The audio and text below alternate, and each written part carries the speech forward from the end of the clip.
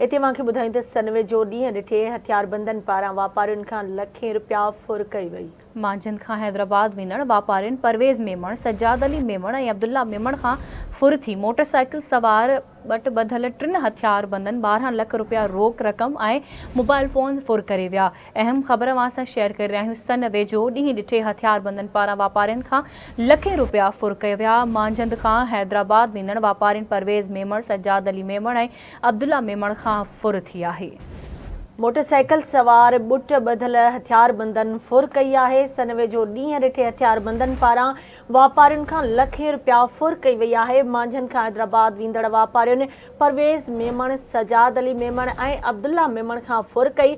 Motorcycle सवार ॿुट ॿधियल टिनि हथियारबंदनि 12 लख रुपया रोक रक़म में मोबाइल फ़ोन्स फुर करे विया। वापारी जो चवणु आहे। तफ़सील मालूम कंदासीं सनमा आवाज़ जी रिपोर्टर सागर सोलंगी खां। जी सागर, कहिड़ा तफ़सील आहिनि वाक़े जे हवाले सां आगाह कजो।